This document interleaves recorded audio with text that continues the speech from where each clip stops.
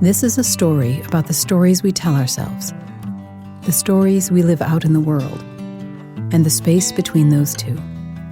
It's about how we love, how we lose, and how we recover, or not, through the stories we make up in our heads. I'm Robin Rice, and this is also my story. Epilogue. So here we are, you and me touching somewhere across time. I'm speaking way over here, sending the waves of my voice with meaning, with intent, through something we have fantastically called the web, and you're there, wherever and whenever there is for you. If that doesn't blow your mind, I have more. There are billions, many billions of people on the planet. In the grand scheme of things, I hate to break it to you if you have not figured it out yet, you don't matter. I don't matter. You can win a Lifetime Achievement Award and solve the very most difficult mathematical equation we can conjure, and still, you don't matter. The work that went into it matters, but you don't, because in the end, the work goes on, and you won't. A plaque may bear your name, but you are not a plaque. Besides, and I believe this of all of us, greatness comes through us, not from us. Some might find that depressing. I find it liberating. I'm here and I don't have to matter. Phew, glad I got that straight. For a long minute there, I was worried. Maybe think of it this way. It's like your name is written with a marker on tape and put on a cot in preschool for nap time. For the whole year, but only that 1 year, it's yours. Come 11:20 to 11:45, Monday through Friday, minus holidays, sick days, and summer vacations. No one else will take that cot because they have their own. The lanes are clearly defined. Your cot is a lot like the others, probably red or royal blue, and does what all the others do, namely, hold you up off the floor. In this, neither you nor the cot are unique. It's what you do with your cot time that will matter. You can make your cot a rocket ship, or Aladdin's magic carpet, or a dinosaur to ride. You can do some seriously different dreaming if you care to. You can also play out doomsday scenarios. All up to you. Back to adult life, sort of. As you dream a new world, so a new world dreams you. As you change your story, so this story changes. That goes against every ethos we have about having no power in a world on fire. But your world is mostly in your head, revealed through your stories, and that is your superpower. I'm told there are something like 200 billion to 2 trillion galaxies in the observable universe, and that there is the potential of multiverses too. As a reminder, galaxies consist of about 100 million stars, 800 billion to 3.2 trillion planets, plus vast clouds of gas and dust, all bound together by gravity. The largest galaxies can be more than 1 million light-years across. With a human-to-galaxy ratio, there are somewhere between many and quite a few galaxies per person. So saying the possibilities are endless is not hyperbole.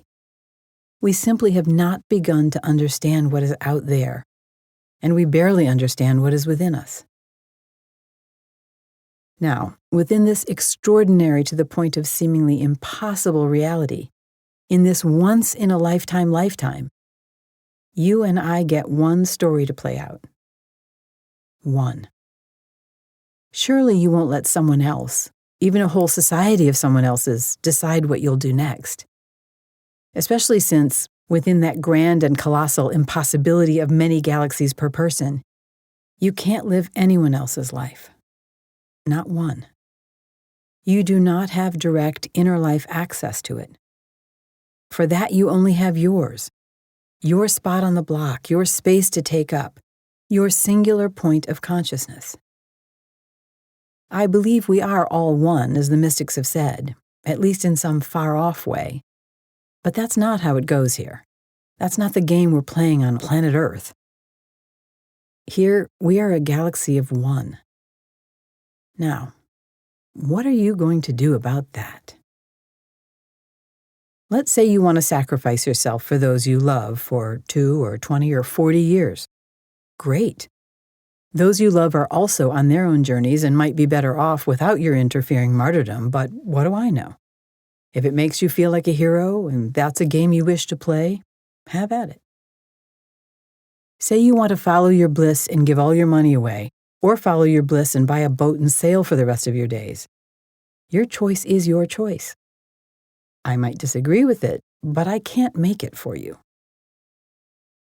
Yes, even with the entire world on fire, as it is, even with a mass extinction of animals, which is happening, even when politics are bullocks, which they always have been, only you can decide how you are going to play this out.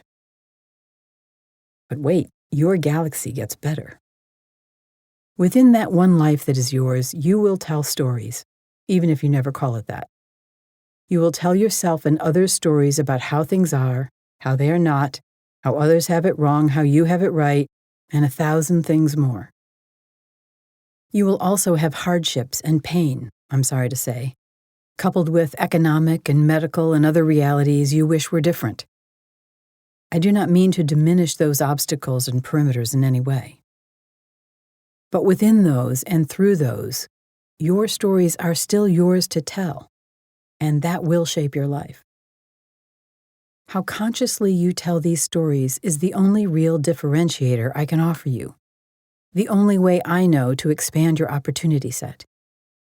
That will determine how much choice you have within whatever set of realities you start with and encounter along the way.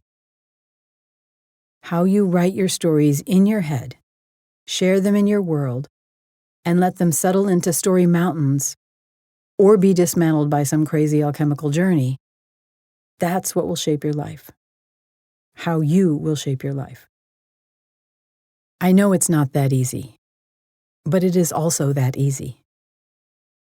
You can tell yourself a story that things don't change, and nearly every opportunity for change will rise and fall outside of your awareness. Then, one day, change will hit you upside the head with a 2x4 just to prove who's in charge of our greater external world. Life itself, if you've not guessed already, is one hell of a dance partner. Conversely, you can tell yourself the story that anything is possible, shooting for that best possible story, and find out that's not always true. Life offers us unique themes and story bumper guards, not to mention potholes and Grand Canyons, holy fires and not-so-holy ones, and we have to navigate a huge heaping of hard stops no matter what stories we tell ourselves. Even magicians have rules of conduct and walled-off areas of domain. But between those two, the impossible and the possible with caveats, your life is your story, and your story is your life. You will do you because that's all any of us can do. That's how the game works. At least, that's how I see it from my point of view, which I have more than shared over these many words. As for me, my story was finally getting some wiggle room, and tiny wisps of life seemed to be returning. I was more than ready to take it and run. So now, for one last time, enter the labyrinth.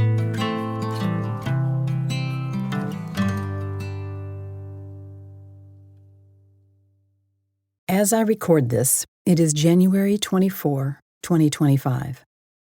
Those following each week will have just heard Chapter 34, so we are almost caught up with each other. I've now written this epilogue 6 times, and it's still too long. I only stopped because 7 times seemed excessive, and the final recording studio hours were booked. It's been difficult because I find it presumptuous to write an epilogue for my life story when I'm in the middle of it. I mean, as for how it all turns out and what it will mean in the end, how could I know? Also, I'm sure I'll have a different point of view only a year from now. To avoid this, it was my early intention to ride into the story sunset with a chapter called 2 Suitcases to Portugal. like the lover who slips out in the night, leaving only a note. I would say something like, "Hey, I'm still in progress," which is true, and ask us all to just see what happens next. But something kept niggling away at me, saying, "No, that's not right. It's not fair. You have to say something, even if only to return to where we started. You have to tell them how you got to right here, right now, and what you're doing with your magic. You owe your listeners that much. I don't know, like we've become friends or something." So here goes. With COVID finally loosening its grip on airports and borders, now a full 4 years after my previous life burned down, I, whoever that was at this point, decided to gather a heaping stack of paperwork, prove my clean fingerprints, and move to Portugal. I had no good reason, so I joked that I was running away from home. I would miss my kids hugely, but they were well into their own lives, which is always a good thing. Once here, this work, is it a book, a project, a recording? I never know what to call it, begged for completion. When I first started writing, all the way back in Palm Springs, some 6 years ago now, it was a meager attempt, an ideal more than a solid project, undertaken with the feeling that the blind was leading the blind from within me. Others had been asking for my memoir over the years, though my kids pointed out quite rightly that I am not famous enough to garner a large audience. I knew it was never about that anyway. While I had once been unable to do the work suggested by the Silicon Valley therapist, the one who insisted I start with Roxanne, Nell, and Joanne, I knew it was the work to be done. There was no denying that the grief from those losses had returned in full force after the last round of deaths. In writing about each loss, I was able to see what was still stuck in pain, and so discover the inner work I needed to do. It took a full 3 years just to get through the chapter about my father and Paul. I began with what arose from Chapter 1, Mom, where the storytelling journey begins in each of us. As I wrote about her, I discovered the great pain and anger I still held around those days. She did not, could not, show up for the little girl I was, surrounded by death, grief, and the frightening other worlds. Over the years, people occasionally noticed that I rarely spoke of my mother. I could never say why, but today I think it was because I didn't understand why I disliked her so much, and she me, even though I knew she loved me. Most of her offenses were simply the fault of a woman of her time, married to and then divorced from a father such as mine. She was on a classic but difficult journey to become a woman alone with 3 kids in the 60s and 70s. She was a human making her way. Ordinary, but who could blame her for that? Me, apparently. I was never here for the ordinary, and I was bereft at her not seeing that. Not seeing me. With only these meager insights, I had no direct way to get into our mother-daughter story. So I took a roundabout tack. I started to dance with her spirit in my living room, on repeat, to Stevie Wonder's A Place in the Sun. This was the song she used as the theme for her most prized film, the one she created about the Special Olympics when I was in my late teens. There's a place in the sun where there's hope for everyone, where my poor restless heart's gotta run. Together, Mom's spirit and I danced out our difficult details. I laughed and cried, and somehow, healing worked its way into me. My love for the woman who was my mother returned, not as a mother-daughter love, but as one human's for another, and then one spirit's for another. I also finally let her love me back, instead of rejecting her as I had for so long. The anger and the angst are now gone. I'm free, and so is she. Then there was Dad. For him, I chose Elton John's Crocodile Rock, just because he loved it. I feel I've told a fair tale of him and us, but revisiting our journey, I found there was still so much pain, resentment, hostility, and more. I found my way back to imagining the child he once was. At age 5, he was taken by alcoholic parents to a military boys' school where, with a severely crossed eye and a horribly lonely inner world, he was undoubtedly sexually abused. The abused become abusers, remember? I held his young hands and hugged his sweet boy heart. He was a child who only wanted to love and be loved, not so different from me or any of us. As an adult, I reminded him that he really, really fucked Ricky and me up, and said that I hoped he'd learn from it. I thanked him for all the good he gave me, all the courage to be my unique self, and I let him go. One last time.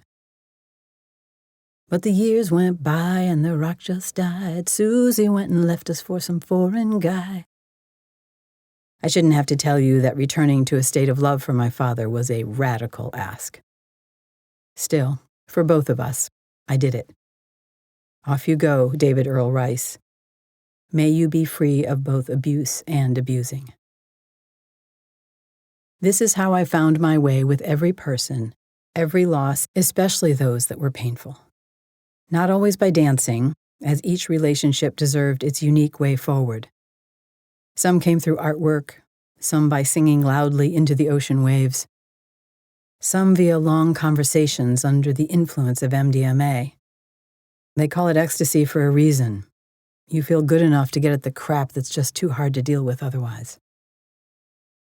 Every triangle was explored and dissected. What was the draw? Why did I seem to enter triangles instead of ordinary dyadic relationships? Was there a truth in there? Was it a task, a rebellion, or a personal flaw? Was it a rejection of social rules, which I was famous for, or an indication of a higher relational way of being? I went in curious, not judgmental, to quote the epic writers of Ted Lasso. I did the same with my body issues, for which I must give enormous credit to my dad shit, and a thin-obsessed culture at large. I'm a size medium. Always have been, expect I always will be. Allah and amen. And get your cultural projections off of my body, thank you very much. Don't mind me, I'm talking to myself here. In true alchemical sorting and shifting, I took on every other issue that arose. Every loose end and dangling participle of my life got attention. For anything and everything, I made journeys, rituals, and offerings to my stories. Fine-tooth combing it, I called it. I knew we were making real progress when Ricky appeared to make a special request of me.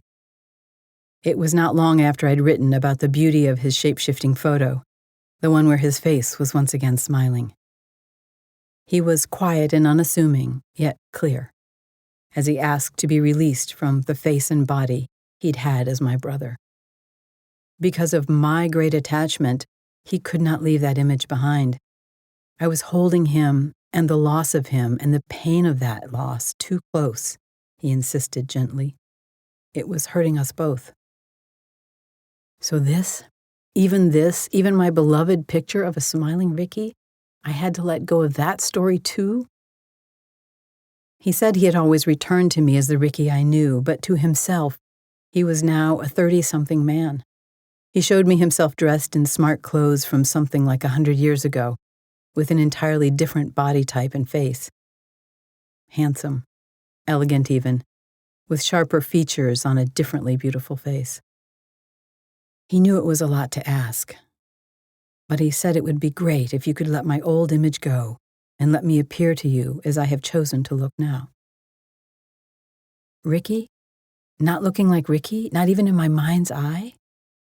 It was such a big ask. But he didn't have to ask twice. I allowed myself a few final tears and agreed. He's never appeared to me as his old self since. Today, I feel his essence will be there when it's my time to cross over, but I'm good with whatever form he chooses. I'm sure I'd know him in any guise, Other than that, fly well, my brother. You were among the best of the best for me this time around.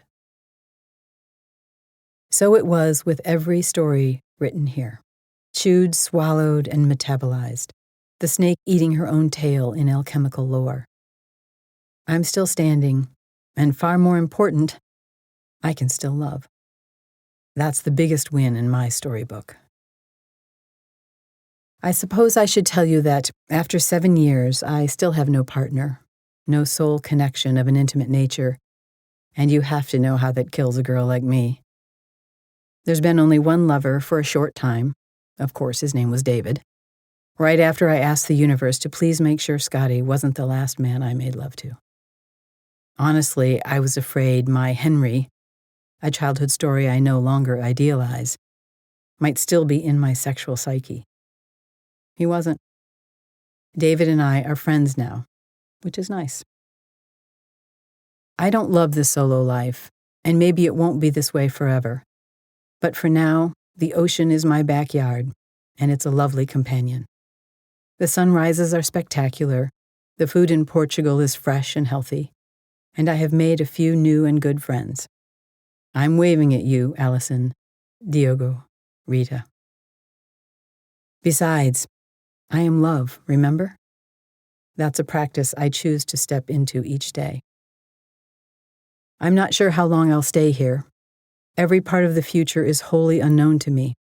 I think that's part of the journey for me, maybe for us all, but I've come to live with it in stark reality. This moment is this moment. All the wise ones tell you to live in the present. I have no choice. The past and the future escape me the moment I try to dwell on them. Alongside of this, I have continued to grow my mentoring work. I do indeed serve the world-level leaders that my team once gave me the mandate to find. Actually, the universe has found every one of them for me. No marketing required. I work only a handful of hours in direct contact each week, but the impact is so critical, and my clients' reach so great, I spend quite a bit of time listening to the universe for guidance. I'm not at liberty to say who I work with or what we work on, but I promise you, magic is in rooms that are touching your direct future. That I am there, at all, gives me hope for this world in crazy tilt. Like the universe has not given up on us, and never will. All the rest is normal, the life of anyone really. Okay, well, maybe except for the shape-shifting, which I still have no reason for. And then, this.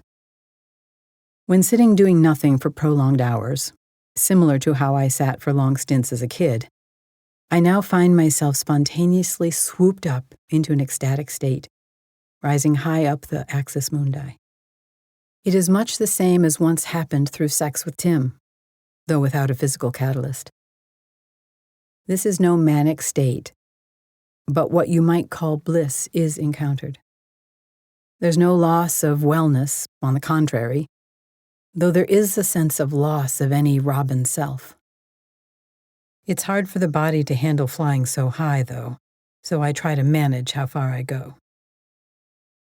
One time, just before I had a 3-hour client call, I realized I was in no condition to think clearly. I inquired within about what to do, and the answer was hilarious. Pringles, a Snickers bar, and a Diet Coke, none of which I would normally eat. Damn, it worked. Perfectly. I sense one day, probably once this writing is complete, I'll stop trying to manage how high I go. I've been warned a few times that another stage of consciousness is coming for me. While some who love and need me have requested that I not go, I think I won't be able to stop it. As awareness said, I was made for this. This ecstasy occurs where it wants, when it wants, but I'm delighted when it appears. What does it feel like? Like I'm a seagull before a storm, riding the strong winds, a little choppy but fully, vibrantly alive, taking in every sweet sensation of nature at her most powerful. Well done, universe, well done, I say in response.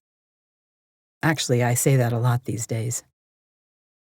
One of the most glorious times was when driving in the Welsh countryside this past spring. So maybe it would be good to wrap up the whole David Lloyd George story. I kept putting his story away, but it, or maybe his spirit, kept popping up. I recall one day meeting someone in Portugal, a man and his wife who a mutual friend had suggested. Turns out he was fascinated by British history, and with my new friend being the mystical sort like me, I said, well, I thought I might have been someone from the last century there. I fully expected him to know nothing of LG, like almost everyone I met. But when I said who I might have been, my new friend dropped his jaw. He turned to ask his wife, how many times have I said I wanted to meet the reincarnation of David Lloyd George? I smiled sheepishly and extended my hand for a shake. Well, hello then. Another time this friend answered my call by saying, I was just this minute listening and heard a man on the radio channeling a ghost. He was saying that he didn't try to kill David Lloyd George. Recently, a client of mine attended an event at 10 Downing Street, his home and workplace for all those years. What are the odds? More and more signals came, keeping him alive in my psyche, as if something was not quite resolved. Finally, about a year ago, the last synchronistic straw became the last synchronistic straw. I picked up a random book on a friend's shelf to read before going to sleep, which was unusual for me as I rarely read before bed. Titled One Soul, Many Lives, it shared tales of reincarnation. In the first chapter, I read these words. Some politicians have openly expressed their belief in reincarnation, hardly a vote-winning issue. Among them, the liberal David Lloyd George, the man who laid the foundation of the modern welfare state, said, the conventional heaven, with its angels perpetually singing, etc., nearly drove me mad in my youth. My opinion is that we shall be reincarnated. I knew then that LG would keep appearing to me until I did something about it. So 25 years after that first regression, I booked a trip to his hometown, which is also the location of the David Lloyd George Museum and his grave. I remember thinking there had to be an Airbnb somewhere nearby. As it turns out, the first place I booked used to be the old chapel that sat across from his boyhood home. Since the B&B was only available for part of my trip, though, I searched for an additional place and found one that was once a part of his last estate, which is now, get this, a writing center. I guess LG isn't asking only me to fulfill his writing agenda. I did my best not to have expectations and not to get too weirded out, but standing in front of the home he lived in from age 2 to 15, I found myself unable to move. I can't say what I felt other than immobility. When I arrived at his last home, it was intense. As it happened, I was able to spend an evening in his estate alone, sitting in the exact spot where he died. It was eerie. Looking out the window from that spot, I was unusually upset that they'd let the trees grow to block the view. It had been some 80 years, and they were now far too large to reveal the stunning oceanside view. Shouldn't they have known better? What a shame, I thought. Rather, felt through my body.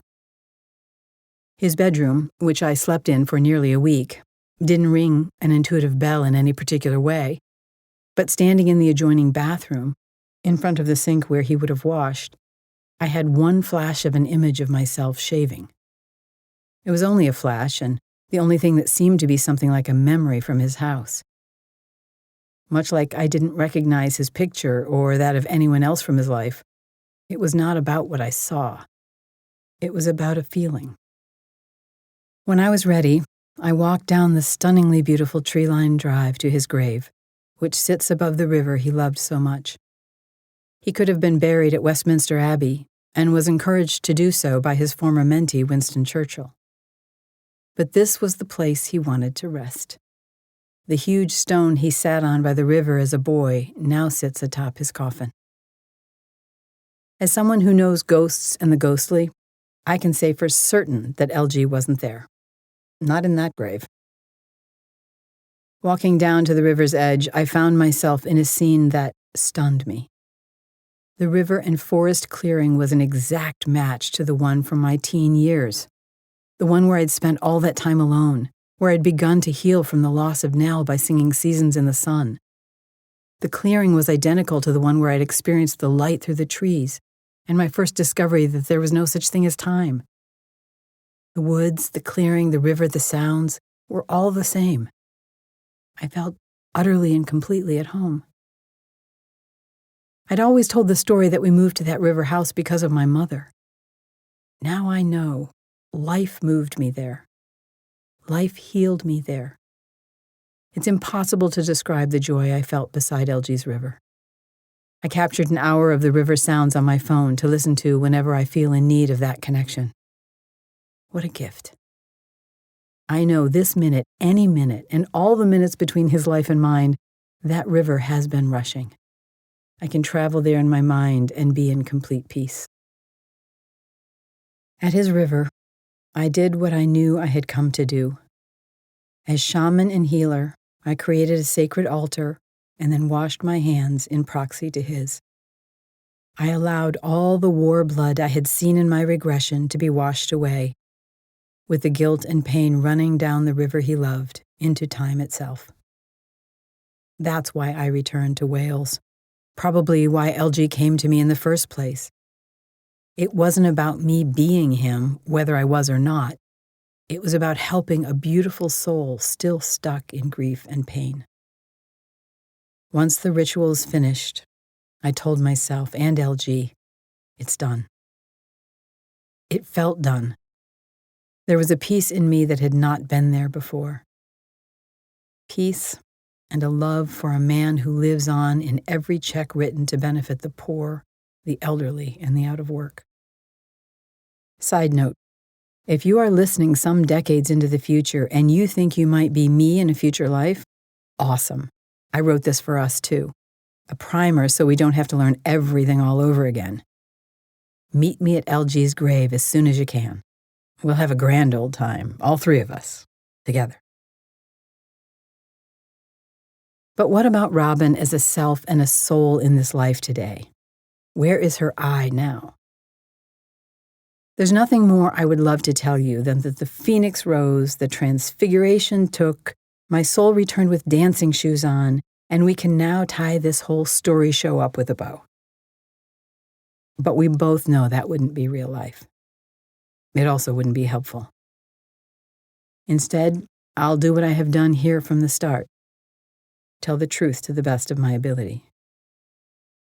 I've now lived with a dual awareness for over 27 years, and at least so far, Robin's still here.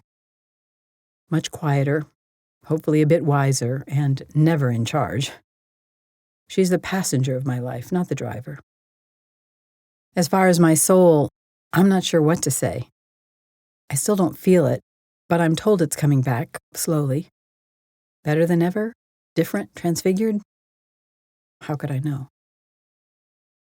I've never heard of anyone else whose awakening included the kind of experience that I've had, with two aspects of existence inside of one human person, at least while sane. More often, I hear of non-duality, not a greater duality. Because of this, I have come to think of our awakenings as being as unique as we are. What began that first day in 1997, with what felt like roughly 20% awareness, 80% Robin, ultimately reversed. Then one day, they blended into each other again. I recall noticing it happening. The merging was a strange sensation of definitive back and forth that lasted about 6 weeks. Then it was done. I can't say much more about it for me, but I can say how I've come to regard awakening for humanity at large. We are all capable of greater consciousness, and I would repeat what I said in the introduction, that consciousness is on the move. It's a faculty that awakens in us, much like our sexuality awakened in our teens. One day we were just a kid, and then, pow, what's this great distraction, this great pull, this great conundrum, this deep well of desire bubbling up and spilling over? Why is all of my attention captured there? What is this new body all about? It's sexuality, baby. You can't know it until you know it, but once it is awakened in you, You'll never not know it again. Before sexual awakening, though, we don't understand it. If someone tried to tell us how we'd love boys or girls someday, we only revolt. Oh, gross. It's the same with a greater consciousness. People reject it out of hand, often without trying to understand, until they too are awakened, either slowly or, like me, in an instant. Then they get it. In awakening to greater consciousness, not everyone has blossomed yet, and to be fair, I cannot say for sure that I'm in full bloom. Who can know what the limits are? Maybe I've just begun. But if my guides of some 25 years ago were correct, we will all awaken to greater and greater consciousness. I remember feeling so alone in my discovery and disheartened by the shut-down world at large. I recall the guides addressing my feelings clearly. Robin, you are awake and wondering where all the others are. Look at this field. I happened to be looking out at the vast field behind my house at the beginning of spring, and there were tiny dots of red buds emerging here and there. You think you have to find a way to wake the others up, but you don't. That's nature's job. One day you will look up and see this entire field aflame. It will be the same with soul's awakening. All these years later, I can see that field far more lit with color than ever before. As for myself as an I, and it is not lost on me that a memoir requires using a ridiculous amount of I's. Perhaps my I was trying to exhaust itself.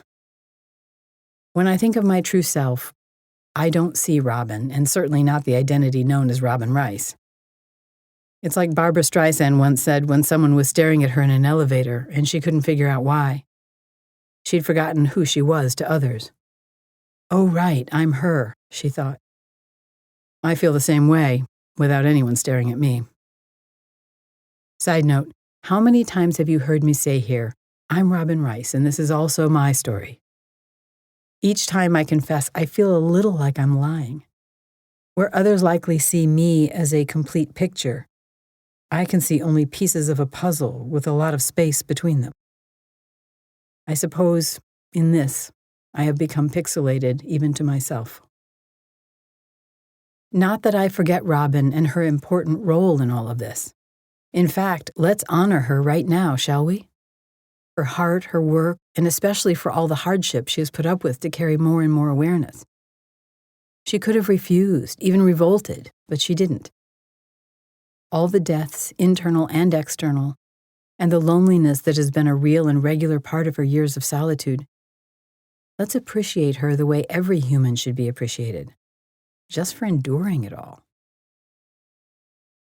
I sense that, from the start, something within me agreed to take this journey, for better and for worse, and then to share it with others. To be that waysayer, as I was once dubbed by my peers. I don't know the details exactly, but I'm pretty confident I have sufficiently lived up to my part of the bargain. Yet I will hold even that story loosely, because now that I have emancipated myself from my story jails, unlocking each cell door one by one and blowing open the really stuck ones, I'm free to let my stories live somewhere other than in my psyche. As you can imagine, I'm not quick to take new ones in. So then, about us. What do I see? As a professional seer and a story architect for the culture to come, it's a fair thing to ask. I know it looks bad out there, crazy nuts, as if we are going backward, unevolving even. We hear those stories through every media outlet, every day, all day. And then everyone repeats the bad stuff, sharing darkness like it's truth. It won't be all bad, but if we keep repeating an all-bad story, the good will be hard to see. Don't hypnotize yourself, I can hear Salome say from the other side. We are not going backward. It is not possible. It's just that the promise and the peril have never been at a greater apex of complexity. Never more fast-moving, never more tossed and torn in shifting winds. Yet precisely because of this, I know that I know something entirely new will emerge. hopefully very soon. It has to. That's how the cycle of life works.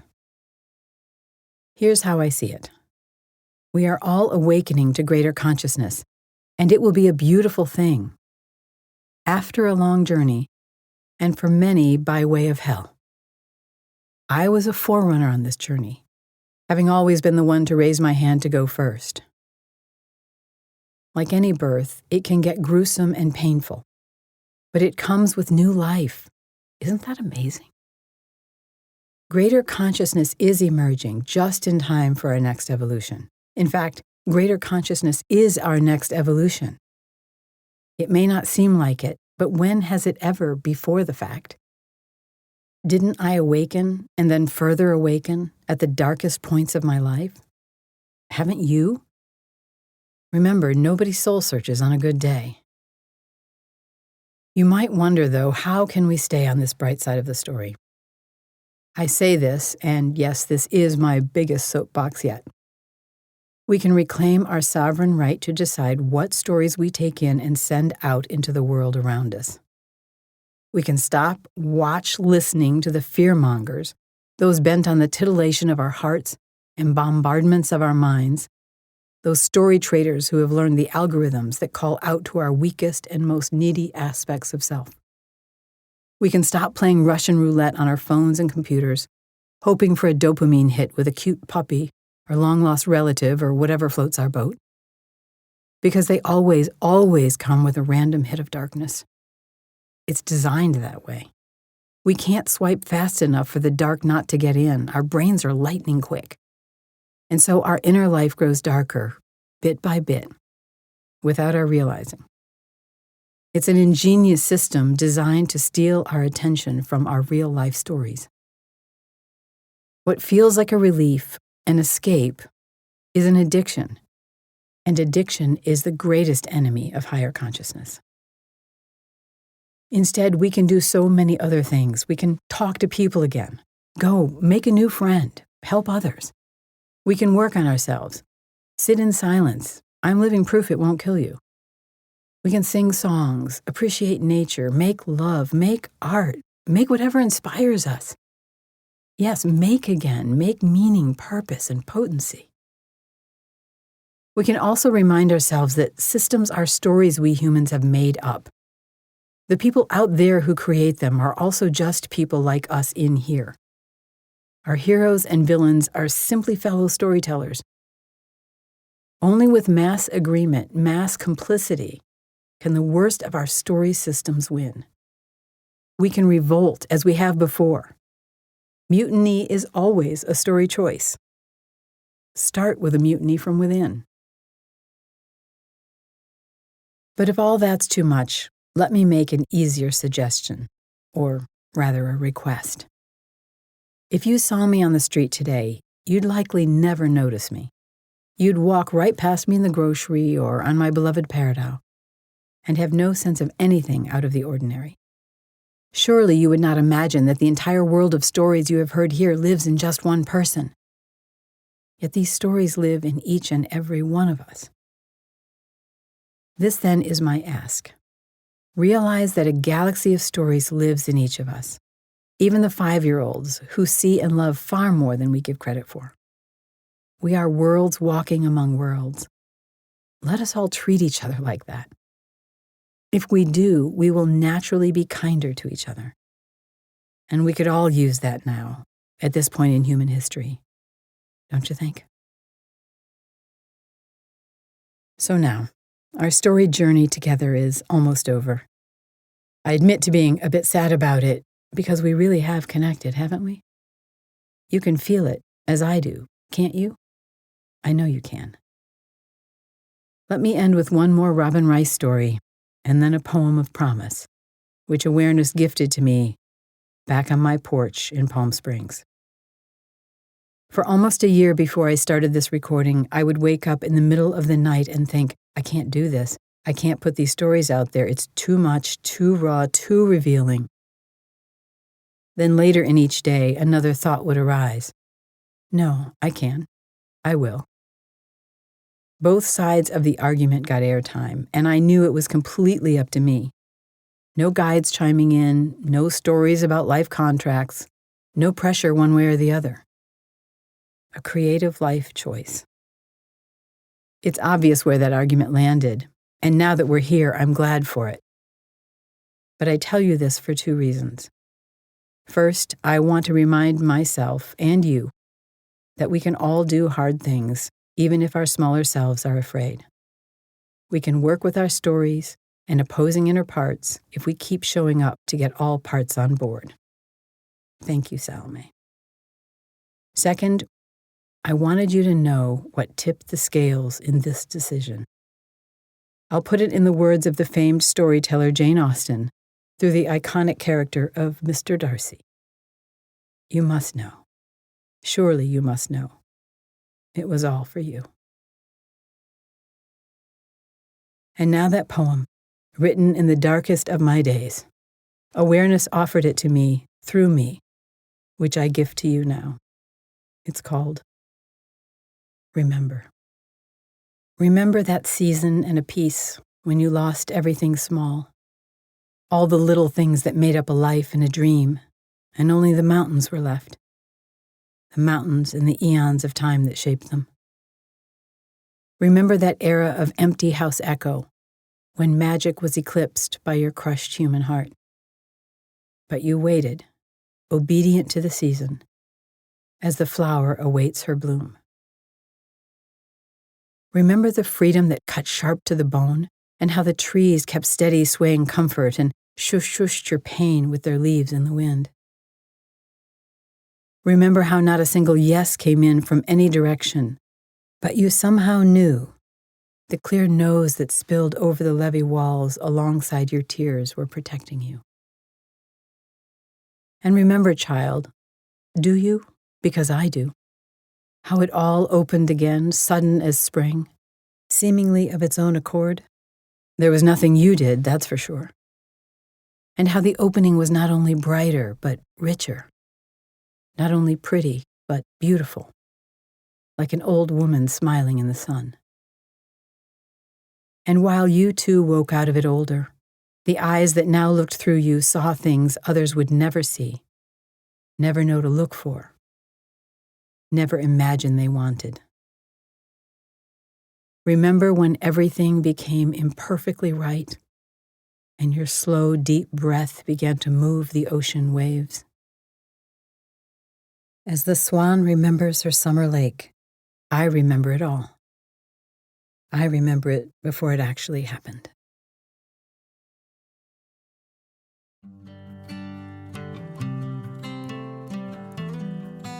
Enter your labyrinth at BeWhoYouAre.com.